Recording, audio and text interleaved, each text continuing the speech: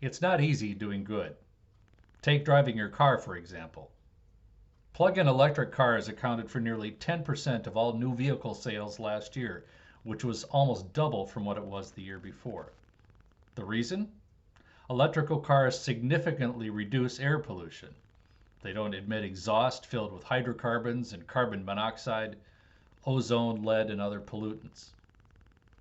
Several governments are encouraging the shift to mass market production of electrical vehicles, and before the pandemic at least, consumers could receive financial incentives to purchase electric vehicles.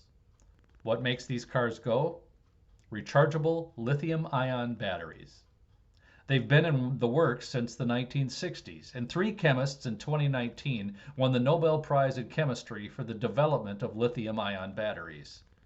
Among the benefits of electric vehicles, zero emissions, renewable energy, reduced maintenance, and a quieter drive. One autumn evening 5 years ago, Ivan Bender, an indigenous rancher in western Arizona, took a walk with his Pomeranian to check on the land he cares for in the Chala Canyon. He was surprised to see men drilling on a nearby hillside, next to hot springs that were sacred to the Hualapai tribe. What was the mining company drilling for? Lithium, used to meet the burgeoning demand for lithium-ion batteries in electric cars.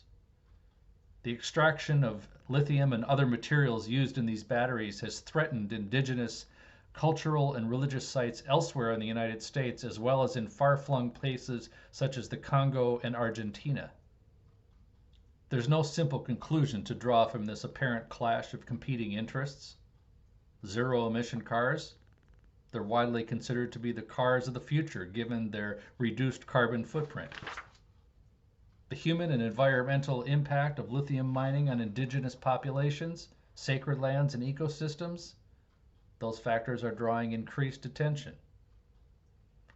If there's something to learn, other than the obvious, that it's not easy doing good, it's that we ought not to be fooled into thinking there are 2 sides of every issue.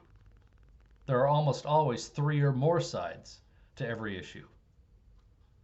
And in a culture that implies life is binary, right and wrong, good and bad, black and white, the world instead shows us that life is a complex mediation among competing interests.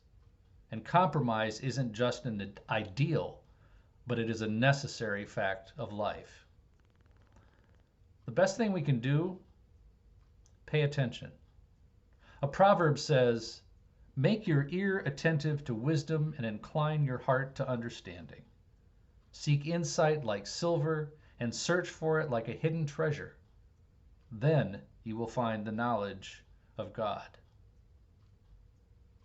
While it's good to bring knowledge and conviction and passion to matters of great importance, it's equally necessary to bring humility, openness, and a listening ear. May God guide us in honest, ethical living for the good of the earth and the good of us all. We'll see you next time.